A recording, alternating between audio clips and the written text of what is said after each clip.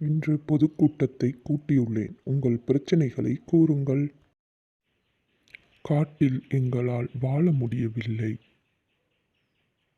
ஏன் அப்படி கூறுகின்றாய்?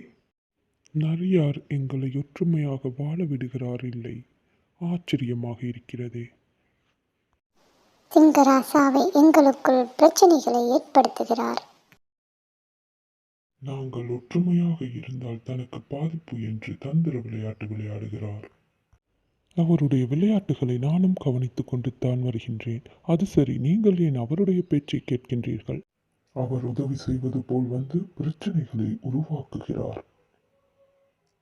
நரியாரை பற்றி தெரிந்த பிறகும் நீங்கள் ஏன் அவருடைய கதைகளை கேட்கின்றீர்கள்? உதவி செய்வது போல் வந்து ஒற்றுமையை குலைக்கின்றார். உடனே நரியாரை அழைத்து வாருங்கள். சிங்கராசாவை என்னை அழைத்தீர்களா? ஆம். நான் எதுவும் தங்களுக்கு உதவ வேண்டுமா? நீ எனக்கு உதவி செய்ய தேவையில்லை. உபத்திரம் செய்யாமல் இருந்தால் போதும்.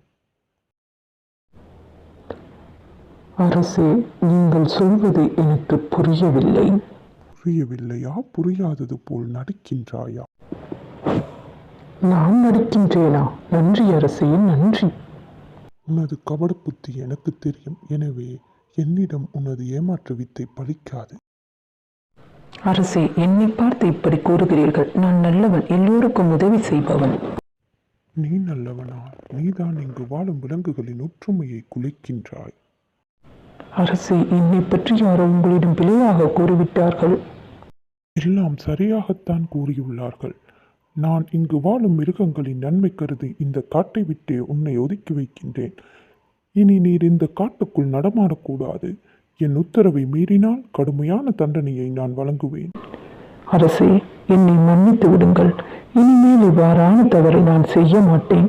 தயவு செய்து எனது தண்டனையை மீள் பரிசீலனை செய்யுங்கள்.